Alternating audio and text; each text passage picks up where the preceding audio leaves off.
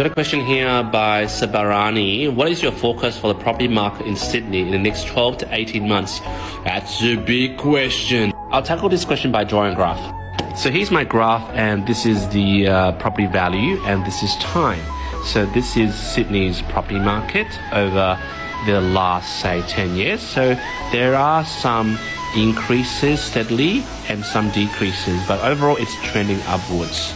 Right now it's June 2024, and I see there's a slight correction, about 10 to 15% drop in property prices, but it is not crashing. Now obviously there's got to be people in the comments that are doomsayers and then, oh, there's a recession, blah, blah, blah, blah. Ignore them. Now, as I was saying, there will be a correction. So for example, if your property is about 1.1 over here, it might be worth, for example, 900 over here. And the reason I don't think the property would, go straight down and tank is because underneath here, this is called demand. There's a lot of people with money, with a pre-approval, who's ready to buy once it hits that price. Me, myself, a lot of clients, friends, whatever, we are ready to buy once it hits that price. So with this steady demand, this price dip will always be maintained at somewhere here. And once the Reserve Bank has reached its 2 to 3% inflation target, they'll start to decrease interest rates, which is the cash rate.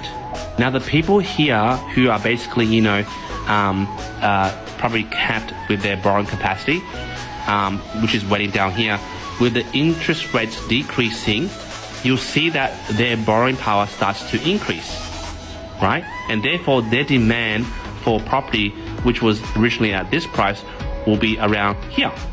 And as the Reserve Bank controls inflation and interest rates start to come down a bit, the property price will start to go up again.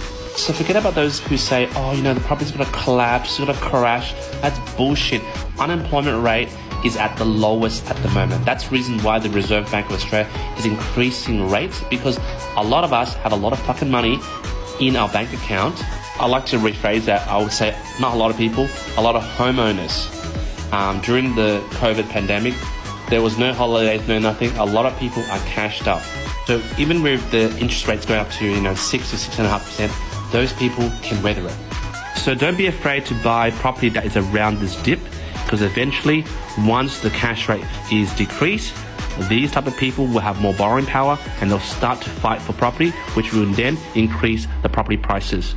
Hopefully that answers your question.